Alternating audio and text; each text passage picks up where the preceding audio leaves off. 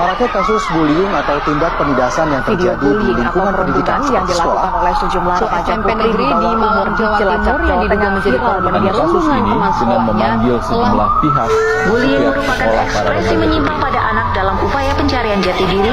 Peran pendidikan di keluarga dan sekolah sangat diperlukan sebagai penyeimbang.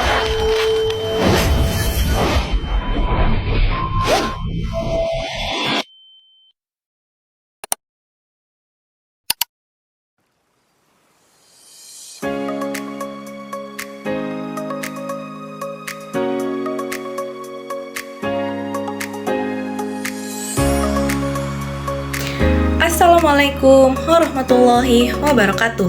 Perkenalkan, saya Andi Nur Iva dari Program Studi Pendidikan Bahasa Sastra Indonesia Universitas Muhammadiyah Makassar. Nah, pada video kali ini saya akan membahas beberapa tips yang teman-teman bisa lakukan untuk bisa mengatasi ataupun menghadapi bullying ke depannya. Nah, perlu kita ketahui bersama bahwa bullying merupakan salah satu masalah sosial yang paling sering kita temui, apalagi di lingkungan pendidikan, di lingkungan pekerjaan, dan di media sosial.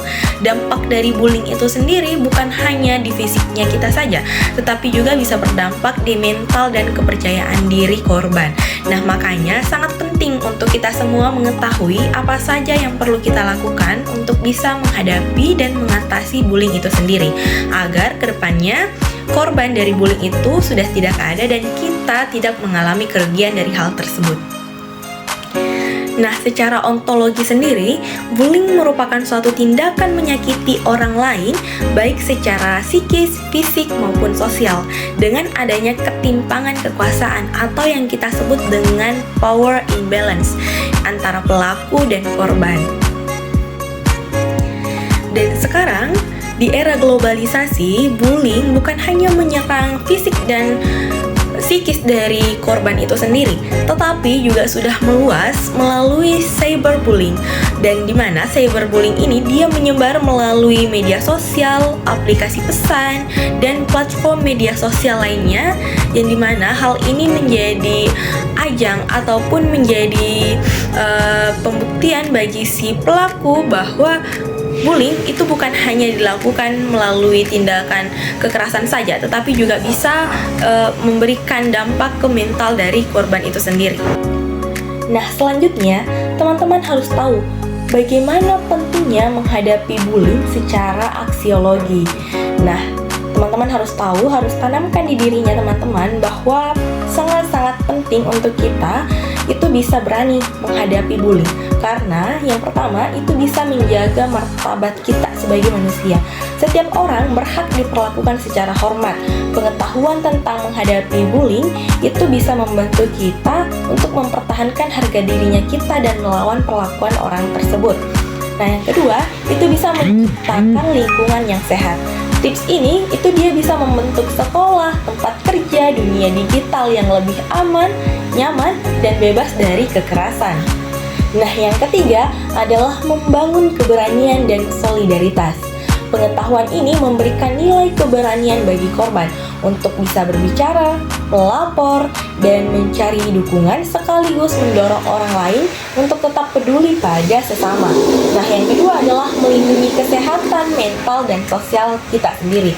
Nah, tips ini dia memberikan kita saran bahwasanya bullying itu bisa membantu korban pulih, di mana ini bisa mencegah trauma jangka panjang dan bisa menjaga kualitas hidupnya. Dan yang terakhir adalah bisa membentuk generasi yang beretika dan bermoral. Dengan mengetahui bagaimana harus bersikap menghadapi bullying, kita juga diajarkan nilai-nilai etika dalam berperilaku, khususnya dalam menggunakan media sosial di era digital sekarang.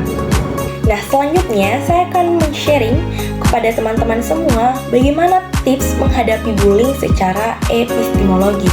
Yang pertama, itu kita bisa melaporkan kepada pihak berwenang atau orang dewasa yang kita percayai.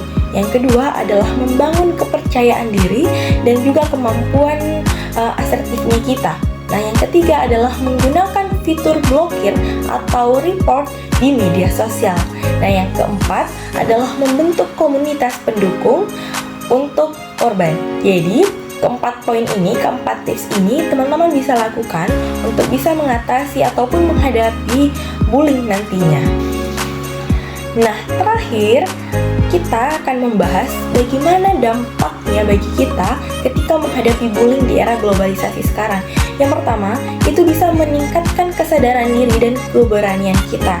Nah, yang kedua, itu bisa meningkatkan solidaritas sosialnya kita.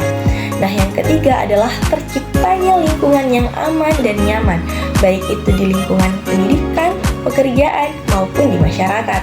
Nah, yang keempat adalah mencegah dampak psikologis jangka panjang bagi anak usia dini. Nah, yang kelima adalah terbentuknya generasi yang kuat dan berkualitas. Nah, itulah dia tadi beberapa tips, beberapa pengayaan yang saya berikan kepada teman-teman semua mengenai cara untuk menghadapi bullying nantinya. Saya tutup dengan ucapan billahi fisabilil haq, astabiqul khairat, wassalamualaikum warahmatullahi wabarakatuh.